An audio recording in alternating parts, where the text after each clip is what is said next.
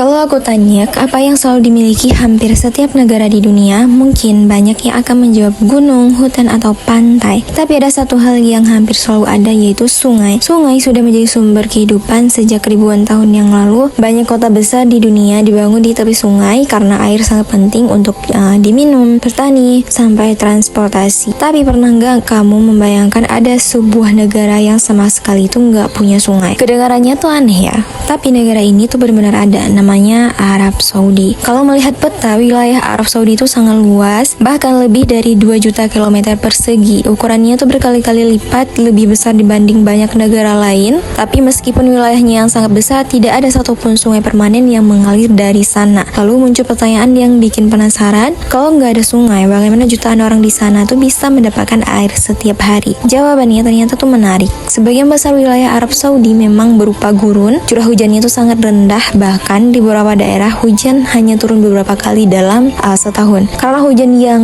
sedikit, air tidak sempat membentuk aliran sungai yang terus mengalir seperti yang kita lihat di negara lain. Kalaupun hujan turun deras, air biasanya tuh mengalir sebentar melalui lembah-lembah kering yang disebut wadi, tapi aliran ini tuh hanya muncul saat hujan turun, lalu menghilang lagi setelah beberapa jam atau beberapa hari. Jadi wadi ini tuh bukan sungai permanen. Lalu dari mana air minum mereka berasal? Salah satu sumber utama adalah air tanah yang tersimpan jauh di dalam permukaan bumi. Air ini itu sudah tersimpan selama ribuan bahkan jutaan tahun. Melalui sumur yang sangat dalam, air ini itu dipompa ke permukaan untuk memenuhi kebutuhan masyarakat. Namun air tanah ini itu tidak bisa dipakai terus-menerus tanpa batas. Kalau diambil terlalu banyak, cadangannya itu bisa berkurang. Karena itulah Arab Saudi itu mengembangkan teknologi yang mungkin belum banyak diketahui orang, yaitu desalinasi. Desalinasi ini itu merupakan proses pengubah air laut menjadi air tawar. Nah, awalnya air laut diambil dari pantai, kemudian diproses menggunakan teknologi khusus untuk memindahkan garam dan mineralnya. Setelah melalui beberapa tahap penyaringan, air tersebut menjadi layak digunakan untuk kebutuhan sehari-hari.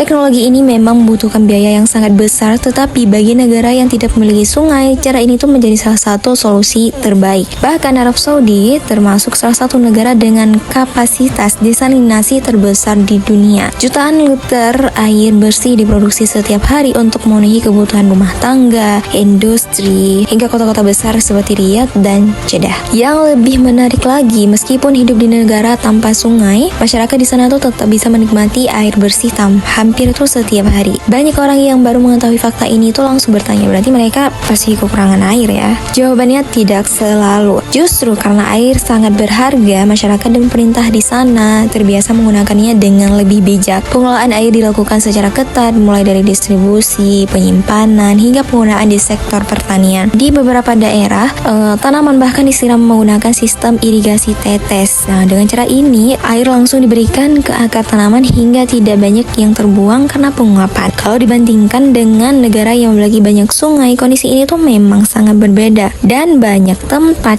kita mungkin terbiasa melihat sungai mengalir di sepanjang tahun. Tapi di Arab Saudi, keberadaan air justru tergantung pada teknologi, perencanaan, dan pengelolaan yang sangat-sangat matang. Fakta ini juga mengingatkan kita bahwa tidak semua negara memiliki kondisi alam yang sama. Ada negara yang kaya hutan, ada yang penuh pegunungan, ada yang dikelilingi lautan, dan ada juga yang hampir seluruh wilayahnya itu berupa gurun. Meskipun begitu, manusia itu selalu menemukan cara untuk beradaptasi. Dari negara tanpa sungai, mereka membangun teknologi yang mampu mengubah air laut menjadi air minum. Dari wilayah yang panas dan kering, mereka menciptakan sistem pengelolaan air yang menjadi contoh bagi banyak negara lain. Jadi, kalau suatu hari kamu mendengar ada negara yang tidak memiliki sungai sama sekali, jangan langsung berpikir mereka tuh pasti kesulitan mendapatkan air. Karena justru di balik keterbatasan itulah lahir berbagai inovasi yang luar biasa. Dan mungkin pelajaran terbesar dari kisah ini tuh adalah bahwa alam memang menentukan ketantangan setiap negara, tapi juga manusia menghadapi tantangan itulah yang membuat setiap tempat itu menjadi unik. Kalau kamu diberi pilihan, lebih memilih tinggal di negara dengan banyak sungai atau di negara yang mengandalkan teknologi untuk mendapatkan air bersih? Tulis jawabanmu di kolom komentar. Oke, see you. Bye-bye.